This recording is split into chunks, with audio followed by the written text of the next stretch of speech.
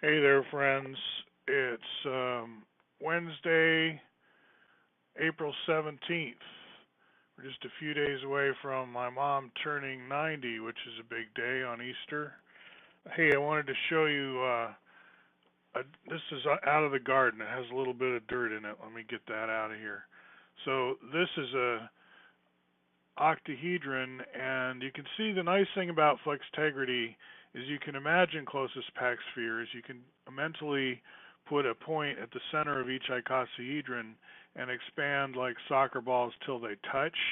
That would be closest sphere packing, or spheres in closest packing there, but in the CCP is what we usually do. But in this model, because the icosahedra have smaller radius than that and are held in place by springs, it's easy to like look inside and get your finger in there and stuff and talk about the voids. And in my last talk, or a couple talks ago, it was all about voids between the spheres in the CCP and how you can use the rhombic dodecahedron as kind of your golden key to remember how it goes with the voids. I was showing you how the sharp angles and the shallow angles are respectively terminate in the two different kinds of voids, those surrounded by 6 balls and those surrounded by 4. So I'm looking at, let's see, which screen are we looking at? I'm looking at Sloterdijk right now. Sloterdijk, is that it? Sloterdijk. Here's a paper. I just downloaded this a second ago.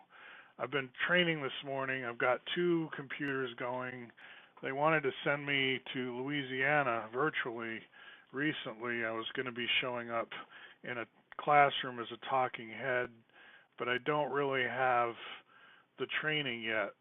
I use Zoom all the time, but it's never been this complicated as they do it with this particular program. I'm trying to learn this way of doing it with 2 computers.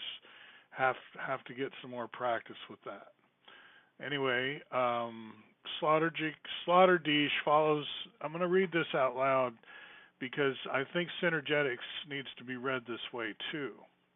This is someone writing about Sloterdijk. I'll give the name of the paper and the author right after I finish. And then that's it for this video. Short video today. Let me show you a tetrahedron. Plastic.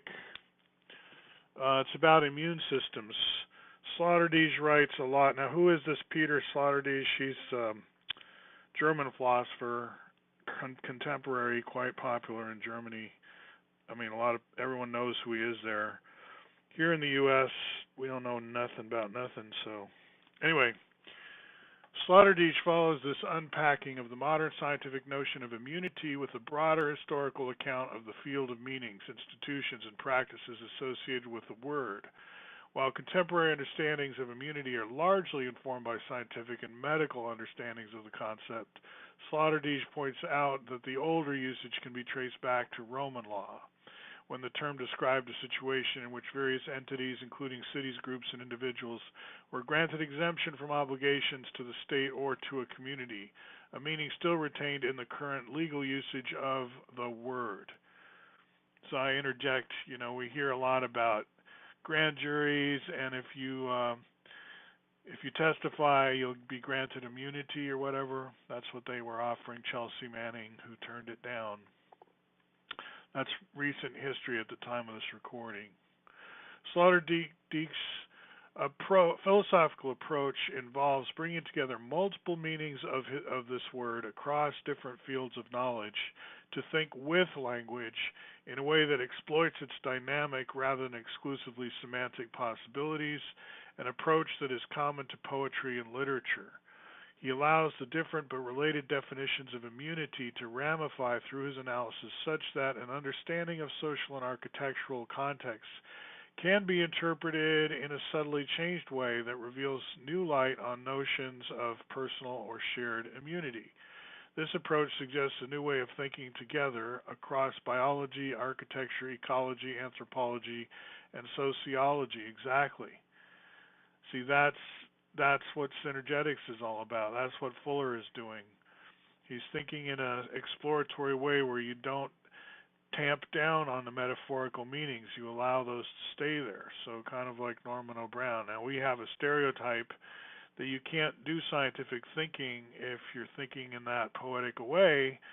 And if that's correct, then just remember Synergetics isn't a scientific work. It was written it was going to be poetry, right? So who is this author? This is Design, Philosophy, and Poetic Thinking, Peter Sloterdijk, Metaphorical, I don't know how to pronounce his name that well, Metaphorical Explorations of the Interior by Thomas Lee, Institute for Sustainable Futures, University of Technology, Sydney, Australia. Good work. Still reading through this. Just wanted to give you a sense of what I'm up to this morning. I'm doing my daily journal, you could say. Don't worry if you never see this. It's very just kind of, keeping a chronology. Talk to you soon.